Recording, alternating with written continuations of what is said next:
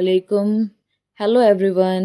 रमज़ान सिर्फ एक महीना नहीं है, ये अल्लाह की तरफ से भेजा गया एक प्यारा सा खत है जिस पर लिखा है, मेरे बंदो बहुत दूर निकल गए हो, अब वापस आ जाओ। हम सबकी ज़िंदगी में कुछ ऐसे गुनाह हैं जो छिपे हुए हैं, कुछ ऐसे आंसू हैं जो अंदर ही अंदर जम गए हैं।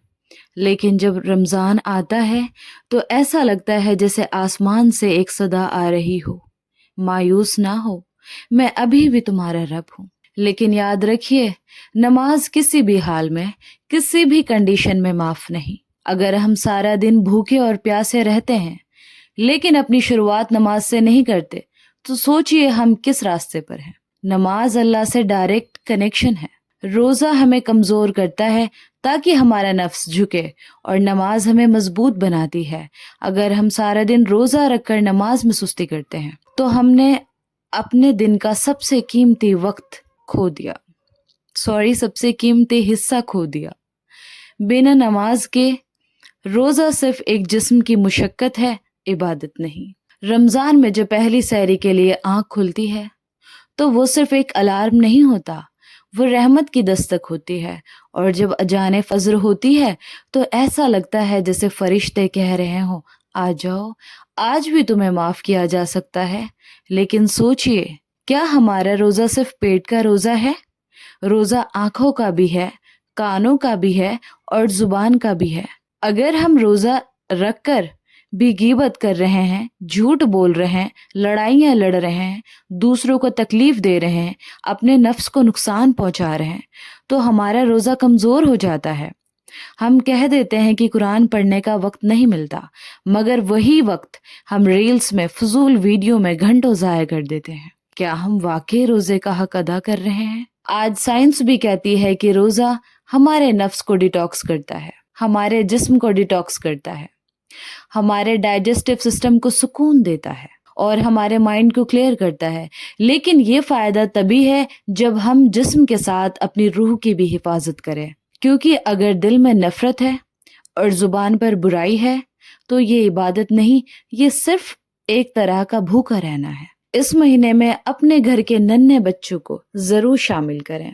जब वो आधा रोजा रखकर मासूमियत से कहते हैं ना, मैंने भी रोजा रखा है, तो उनका हौसला बढ़ाएं, उन्हें डांटे नहीं।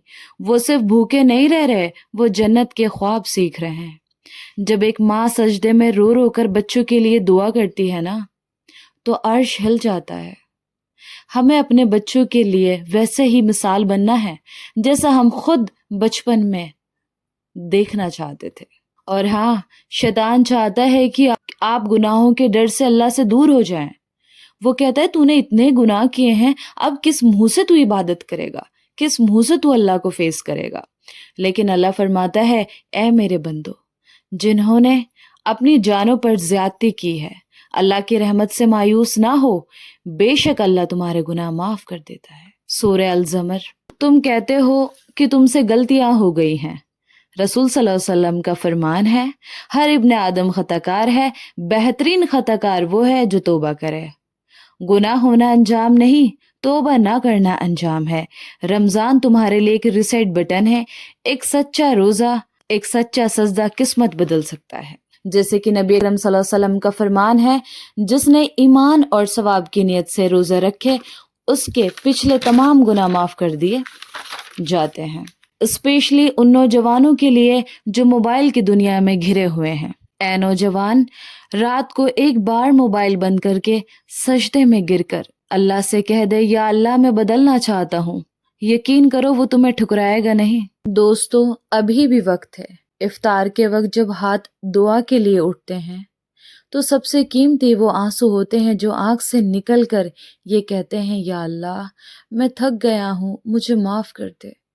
और खुद से एक प्रॉमिस करें, हम मायूस नहीं होंगे, हम गुनाह की वजह से इबादत नहीं छोड़ेंगे। हम इस रमज़ान को सिर्फ कैलेंडर का महीना नहीं, अपने दिल का इनकलाब बनाएंगे। क्या पता यही आंसू हमारी निजात बन जाए। या अल्लाह, हमें वो रमज़ान नसीब फरमा जो हमें बदल दे, हमारी बेटियों की इज्जत की हिफाजत फरमा और हमारे बच्चों को दीन की रोशनी दे। आमीन या रब्बुल आलमीन।